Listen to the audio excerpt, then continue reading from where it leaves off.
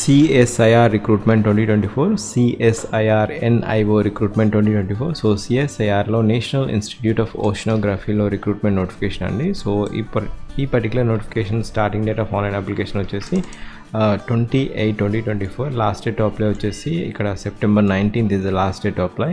So last date to receive the hard copy of application వచ్చేసి 30 September 2024.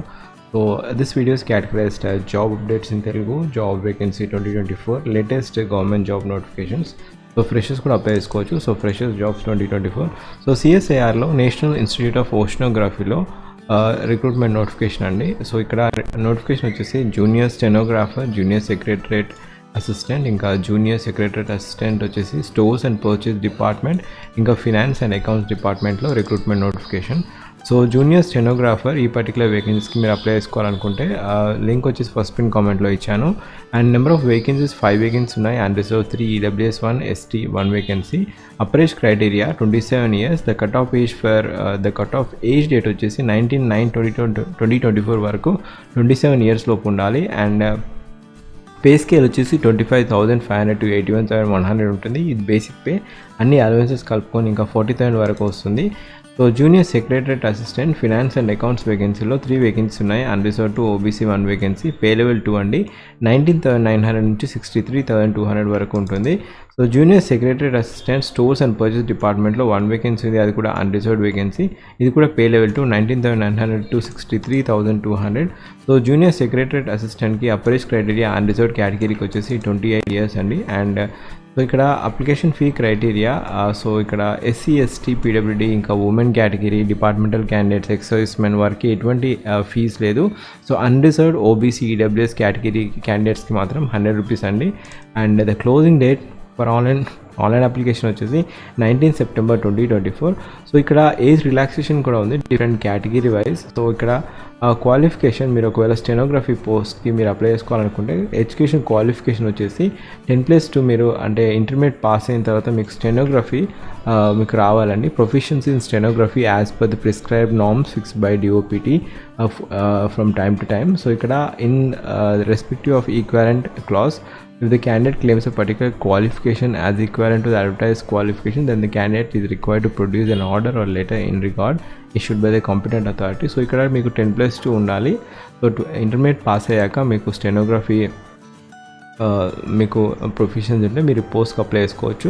So selection procedure, junior stenography పోస్ట్కి మీరు selection procedure వచ్చేసి ఇక్కడ selection mode of examination ఉంటుంది, return examination ఉంటుంది. Return examination వచ్చేసి OMR based, computer based type examination ఉంటుంది. అది కూడా మల్టిపుల్ చాయిస్ క్వశ్చన్స్ ఉంటాయి, మల్టిపుల్ చాయిస్ క్వశ్చన్స్. అండ్ ఇక్కడ స్టాండర్డ్ ఆఫ్ ఎగ్జామినేషన్ వచ్చేసి 12th class స్టాండర్డ్ ఉంటుంది. సో ఇక్కడ క్వాలిఫికేషన్ మీరు 10+2 అండి. అండ్ ఇక్కడ మీడియం ఆఫ్ క్వశ్చన్ పేపర్ అనేది ఇంగ్లీష్లో ఉంటుంది, హిందీలో ఉంటుంది, తెలుగులో ఉండదు. అండ్ నెంబర్ ఆఫ్ క్వశ్చన్స్ వచ్చేసి 200 questions ఉంటాయి. 120 minutes, 2 hours 40 minutes ఇస్తారు ఒకవేళ స్క్రైబ్ అటువంటి క్యాండిడేట్స్కి.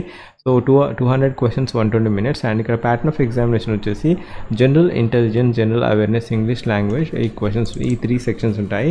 So general intelligence, general awareness 50 questions 50 marks. And general awareness వచ్చేసి 50 questions 50 marks. ఇంగ్లీష్ లాంగ్వేజ్కి ఎక్కువ ప్రయారిటీ ఇవ్వడం జరుగుతుంది ఎందుకంటే స్టెనోగ్రఫీ పోస్ట్ కాబట్టి. 100 questions 100 marks.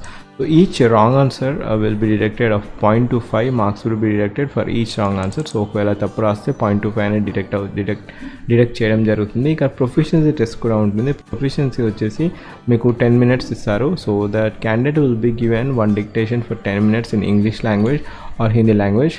ఇంకా జూనియర్ స్టెనోగ్రఫీకి so time duration in minutes for the candidates eligible for scribe. So ఇక్కడ వాళ్ళకి 50 minutes అనేది మీకు ఇంగ్లీష్ స్టెనోగ్రఫీ టెస్ట్ ఉంటుంది ఇంగ్లీష్ లాంగ్వేజ్లో. ఒకవేళ హిందీ అయితే 65 minutes ఉంటుంది. సో ఇక్కడ evaluation of transcript for stenography మీరు మిస్టేక్స్ చేయకుండా రాసి ఉండాలి, అదే ఎవాల్యుయేషన్ ప్రిన్సిపల్ అండి. అండ్ ఇక్కడ స్టెనోగ్రఫీ ఇంతకుముందు చెప్పినట్టుగా మీకు 10+2 అనేది age criteria. So indicative syllabus వచ్చేసి జనరల్ ఇంటెలిజెన్స్ ఉంటుంది, జనరల్ అవేర్నెస్ ఉంటుంది, ఇంగ్లీష్ లాంగ్వేజ్ కాంప్రిహెన్షన్ ఉంటుంది, ఇండికేటివ్ సిలబస్ అండి. Next vacancy junior secretariat assistant, finance and accounts ఇంకా స్టోర్స్ పర్చేస్ డిపార్ట్మెంట్లో క్వాలిఫికేషన్ వచ్చేసి 10+2 అయిపోయాక మీరు ప్రొఫిషియన్స్ ఇన్ కంప్యూటర్ స్పీడ్ ఇంకా యూజింగ్ ఆఫ్ కంప్యూటర్స్ ఈ పర్టికులర్ సర్టిఫికేషన్ ఉంటే మీకు యాడెడ్ అడ్వాంటేజ్గా ఉంటుంది. సో జస్ట్ క్వాలిఫికేషన్ వచ్చేసి 12th పాస్. సో 12th పాస్తోని ఈ పోస్ట్కి అప్లై చేసుకోవచ్చు. సెలక్షన్ ప్రొసీజర్ ఈ పర్టికులర్ నోటిఫికేషన్ కూడా so proficiency test in computer. So ఇక్కడ 35 words per minute ఇంగ్లీష్లో టైప్ చేయాల్సి ఉంటుంది, లేదా 30 words per minute ఉంటుంది. అండ్ స్కీమ్ ఆఫ్ ఎగ్జామినేషన్ ఉంటుంది, దాంట్లో OMR బేస్డ్ టెస్ట్ ఉంటుంది. సో ఇక్కడ బోత్ ఇంగ్లీష్ ఇంకా హిందీ లాంగ్వేజ్లో అడగడం జరుగుతుంది, ఏదైనా మీరు ఆప్ట్ చేసుకోవచ్చు. స్టాండర్డ్ వచ్చేసి ఈ పేపర్ 10+2 అండి. సో ఇక్కడ పేపర్ 1 ఉంటుంది. పేపర్ 1లో 100 questions ఉంటాయి. 100 questions 200 marks. There will be no negative marking in paper 2 in this paper. So mental ability పేపర్లు. తర్వాత జనరల్ అవేర్నెస్ 50 questions ఉంటాయి, 150 marks అండి. Each question carry 3 marks. English language 50 questions ఉంటాయి, 150 marks. ఈచ్ question carry 3 marks. ఒకవేళ wrong అయితే 1 mark అనేది deduct చేయడం జరుగుతుంది. Mental ability general awareness English language అనేది common syllabus for this particular notification. So ఈ పర్టికులర్ నోటిఫికేషన్ లింక్ వచ్చేసి నేను ఫస్ట్ పిన్ కామెంట్లో ఇచ్చాను. Proficiency in test in computing is qualifying nature. So ఇక్కడ మీరు ఏజ్ రిలాక్సేషన్ కూడా ఉంది. డిఫరెంట్ కేటగిరీ వారికి డిఫరెంట్ ఏజ్ క్రైటీరియాస్ ఉంటాయి. And as per the government norms 5 years అయితే SC/ST వారికి అయితే 5 years of age relaxation, OBC అయితే 3 years ఆఫ్ ఏజ్ రిలాక్సేషన్ ఉంది. అండ్ ఇక్కడ సెలక్షన్ ప్రొసీజర్ వచ్చేసి written examination followed by skill test ఉంటుంది. Last date for determining the age cut off qualification 19/9/2024. So ఇక్కడ so application fee వచ్చేసి unreserved category, EWS category, OBC category వారికి just 100 rupees అండి. ఒకవేళ మీరు సెలెక్ట్ అయితే ప్రొబేషన్ పీరియడ్ 2 years ఉంటుంది, తర్వాత మిమ్మల్ని ఇండెక్ట్ చేసుకోవడం జరుగుతుంది. So this is CSIR NIO recruitment notification. And ఇక్కడ మీరు after filling the application form మీరు ఆ అప్లికేషన్ ఫామ్ని పంపించాల్సి ఉంటుంది. అప్లికేషన్ ఫామ్ ఇక్కడ సపరేట్. సో ఇక్కడ అప్లికేషన్ ఫర్ ఒక్కొక్క పోస్ట్కి ఒక్కొక్క సపరేట్ అప్లికేషన్ ఫామ్ మీరు పంపించాల్సి ఉంటుంది. అండ్ సపరేట్ ఫీ కూడా మీరు పే చేయాల్సి ఉంటుంది. సో ఇక్కడ మీరు అప్లికేషన్ ఫామ్ ఫిల్ చేశాక అప్లికేషన్ ఫామ్ ప్రింట్అవుట్ తీసుకొని ఈ అడ్రస్కి పంపించాల్సి ఉంటుంది. సో అడ్రస్ వచ్చేసి మీరు అప్లికేషన్ ఫామ్లో సూపర్స్క్రైబ్ చేయాల్సి ఉంటుంది. మీరు ఏ పోస్ట్కి అప్లై చేస్తున్నారో ఆ పోస్ట్ అనేది మీరు ఇన్వర్టెడ్ కామర్స్లో రాయాల్సి ఉంటుంది ఎన్వలప్లో. సో ఇక్కడ అడ్రస్ పంపించాలి. Controller of administration CSIR national institute of oceanography Dona Paula and Dona Paula Goa 40304. So before ఇక్కడ 30/9/2024 వరకు మీరు ఈ పర్టికులర్ అప్లికేషన్ ఫామ్ అనేది అక్కడికి రీచ్ కావచ్చు.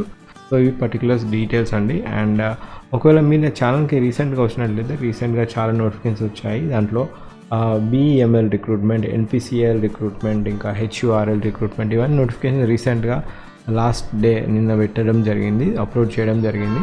So please look in to it. And if you have any doubts please comment and have a wonderful day.